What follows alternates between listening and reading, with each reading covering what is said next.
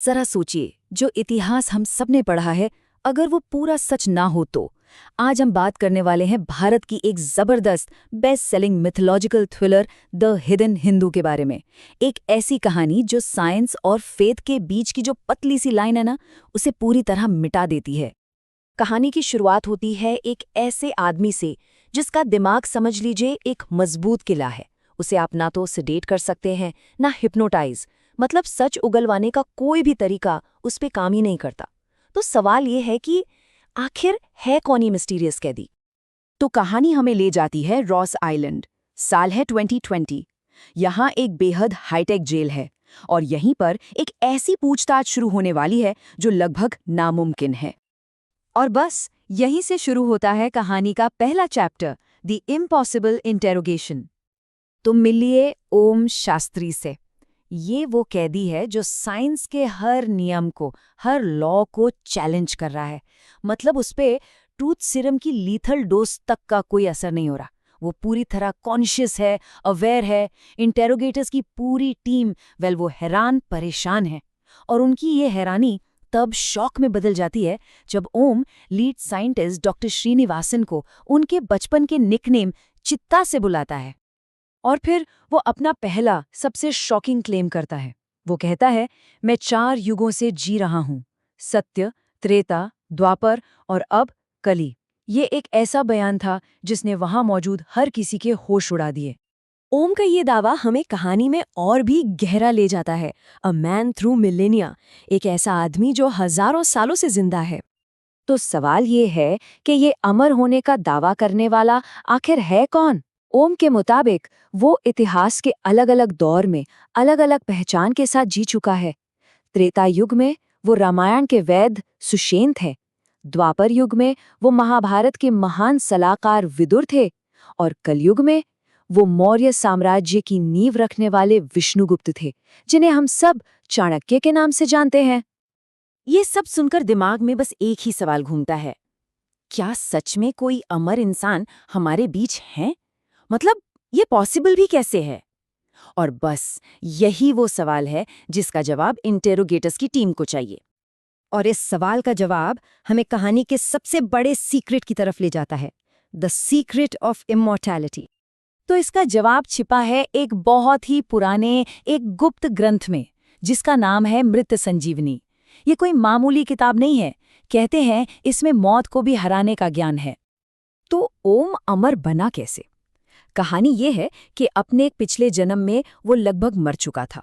उसे 10 ऋषियों के आश्रम में ले जाया गया और उन ऋषियों में से एक थे खुद आयुर्वेद के देवता धन्वंतरी।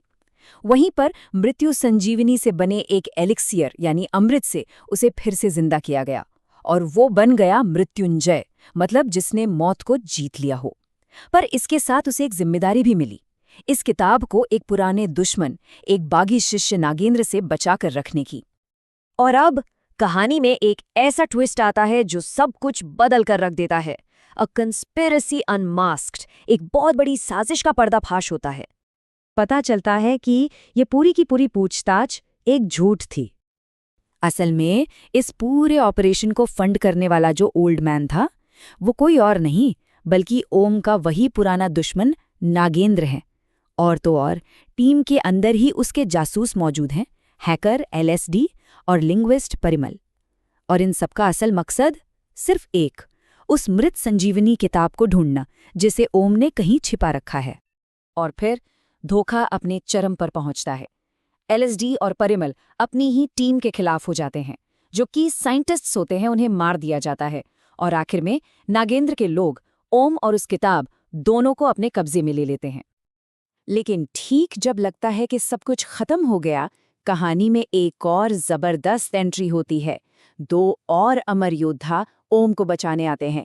कौन? भगवान विष्णु के छठे अवतार परशुराम और महाभारत के श्रापित योद्धा अश्वत्थामा।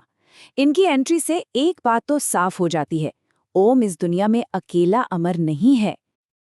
अब हम पहुंचते हैं कहानी के आखिरी और सबसे जरूरी रेवलेशन पर, द लिविंग की। अच्छा, नागेंद्र के पास अब किताब तो है, तो फिर उसे ओम की जरूरत क्यों है? वो उसे जिंदा क्यों रखना चाहता है? इस राज से पर्दा उठाते हैं खुद परशुराम। वो बताते हैं ओम के शरीर में धन्वंतरी के खून की एक बूंद है और यही उसे वो बायोलॉजिकल की बनाती है जो अमरतुर के प्रोसेस को पूरा करने के लिए जरूरी है।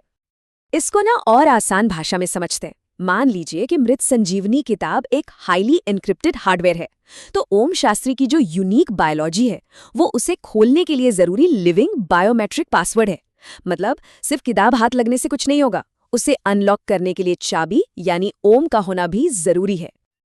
लेकिन रुकिए, कहानी अभी खत्म नहीं हुई है। कहानी एक छलांग लगाती है और हमें इन घटनाओं से 2 दशक आगे साल 2041 में ले जाती है। यहाँ हमारी मुलाकात होती है पृथ्वी नाम के एक नौजवान से। वो 2020 में हुई इन सारी घटनाओं की कड़ियां जोड़ रहा है और उसके पास हमें बताने के लिए एक आखिरी राज है। वो कहता है, ओम शास्त्री मेरे पिता हैं। और इसी शॉकिंग क्लिफ हैंगर के साथ ये कहानी हमें अगले चैप्टर के इंतजार में छोड़ जाती है।